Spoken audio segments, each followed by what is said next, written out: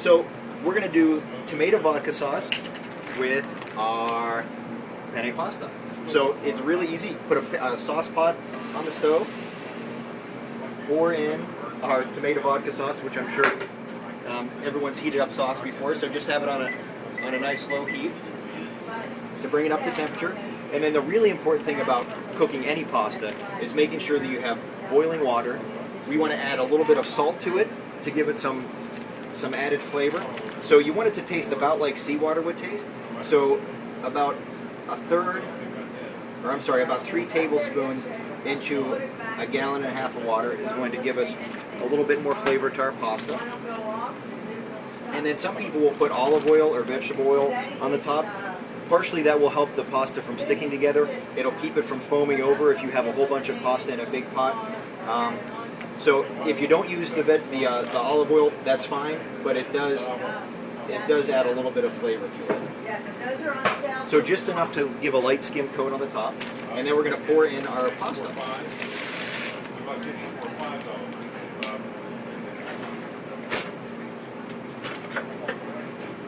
And the other key thing to cooking pasta is making sure that as soon as it gets into the water, you want to give it a stir, because as soon as the starch has started to release from the pasta, it will stick together. Penne is a little more forgiving on that sense, but when you get into doing linguinis and fettuccinis and spaghetti that are long and have lots of surface area to be touching, they will stick together into a clump. So it's key to just stir it at the beginning, right when it goes in the bowl, and then as soon as it comes back up to a boil, just to make sure that it doesn't stick. This penne pasta, we're going to let it cook 10 minutes till it's al dente, which means to the tooth, right where it has a little bit of bite in the center, and it'll be perfect. We've brought it back up to a nice simmer once you add the pasta in there. You don't want to have it at a rolling boil because it can start to break apart the pasta.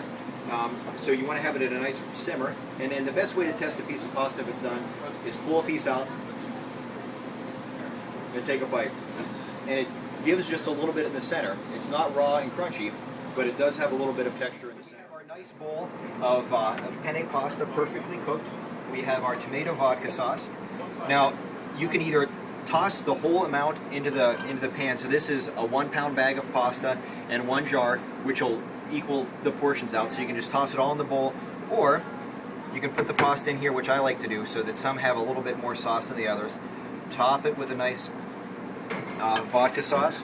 And this sauce does have a little bit of Parmesan cheese in it, but we're going to add a little bit more just to give it a little bit of flavor. If you wanted to add some fresh basil, that would work well. But otherwise, we are ready to eat. Looks fantastic, doesn't it?